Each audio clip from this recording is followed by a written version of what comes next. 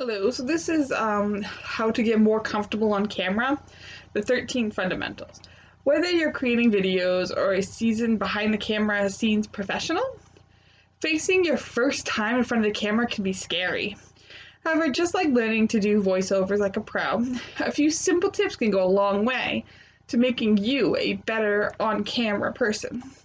So, if you're looking to create internal communication, social media clips, or professional looking YouTube videos, this blog post will show you exactly what to do to get comfortable in front of the camera.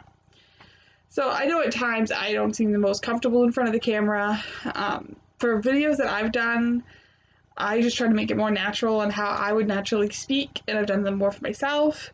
But I figured this would be a topic I could go over and perhaps use it for myself and anyone else who would like to watch. So looking good is key. Let's face it, we can't all be supermodels or Hollywood stars. Those people have stylists, hairdressers, and makeup artists to make them ready for public viewing. We may not have access to the level of help, but we can do the few basic things to help us look better on camera. So number one is posture. I admit it, sometimes I'm a sloucher.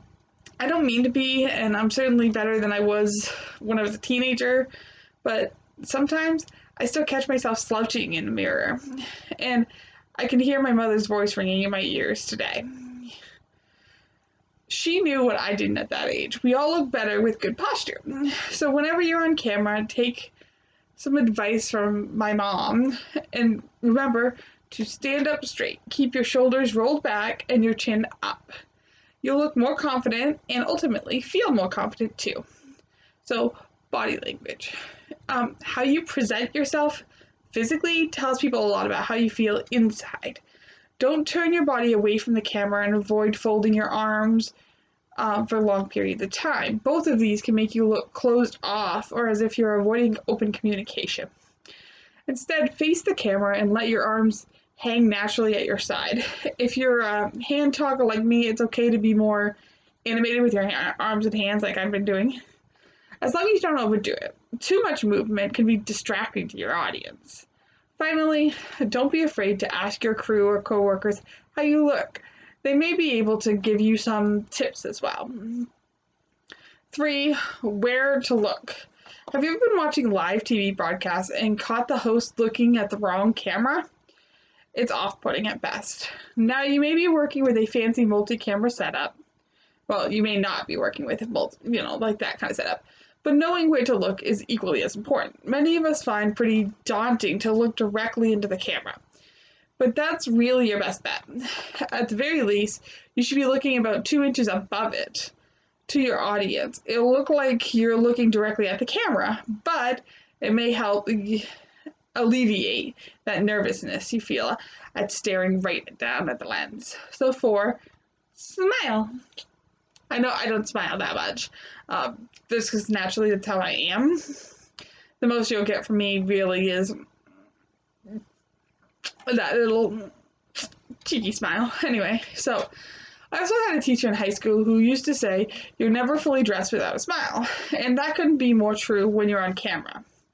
A smile tells your audience that you're happy to be sharing knowledge with them and will help them feel better about you. But make sure your smile looks genuine. A pasted on fake smile can make your audience feel uneasy, and you certainly don't want that. Some people like to keep a mirror behind the camera so that they can see how they look during the shoot. If there's a video monitor available, that can help too. So how to dress. Speaking of being fully dressed, how should you dress for the camera? Unfortunately, there's no one right answer for this. Dress appropriately for the situation and subject matter. A 3-piece suit probably won't be right for an outside shoot in the woods, but hikers in a Bonnie hat probably won't be appropriate for a report on your company's Q2 profiles. The best advice I can give is to dress in what makes you feel comfortable on camera. So there's a pro tip. If you use a lav mic, you may want to wear a blazer or a sports coat, or at least a button-up shirt. It'll be easier to hide the cord and place the mic at an optimal level to capture your voice. So there's more tips on how to speak confidently on camera. These ones aren't on appearance like the other ones. So there's 2 more that I have share at least. I actually love a lot more. So these are once you've mastered looking good on camera. Think about how to speak with confidence. Even the best looking on camera personality will have trouble engaging an audience if they can't remember what they're talking about or mumble their way through a segment. So 6, know your topic. The most important thing you can do to speak confidently is to know your subject matter and main points. As you gain experience, you may be better at winging it, but there is simply no substitute for being prepared. 7, have a script. Preparing a script for everything you want to say gives you a chance to ensure you actually get to say everything you want to say. Too often when people try to wing it on camera, they forget a crucial point or wander off topic to the point where they may even forget what they were trying to convey. Even a bullet pointed list to your most important information is better than nothing. So 8, practice, practice, practice. While this may not apply to every video, at least not a live video anyway, anytime you are recording a video for sharing later, practice what you're going to say. As the saying goes, practice makes perfect.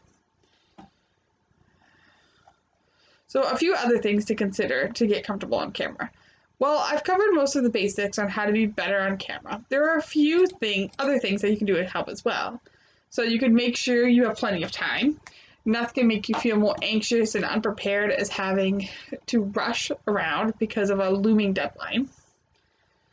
10, hydrate. When I coached roller derby, I had my athletes being hydrated 3 days before we had to go play a game. For on-camera appearances, hydrating for 3 days is probably a bit of overkill, but I would definitely start hydrating at least 24 hours before I shoot.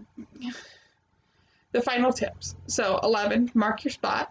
If you will be moving, make sure you mark placers on the floor so you know where to be and the camera knows where to follow. 12, limit distractions. It may be fun to have an entourage, but having too many people with you could distract you from your job at hand. And finally, 13, forget about perfection. Remember that your video doesn't have to be perfect to be good. Your audience will appreciate knowing you're human. So a slight word fumble isn't the end of the world. Keep going and finish strong. Just like anything else, being good on camera takes practice. The more you do it, the better you'll get. But these tips can help you find a jump start to your confidence and ensure that whether it's your first time on camera or your 1000th, you'll look and sound as professional as possible. So thank you for listening.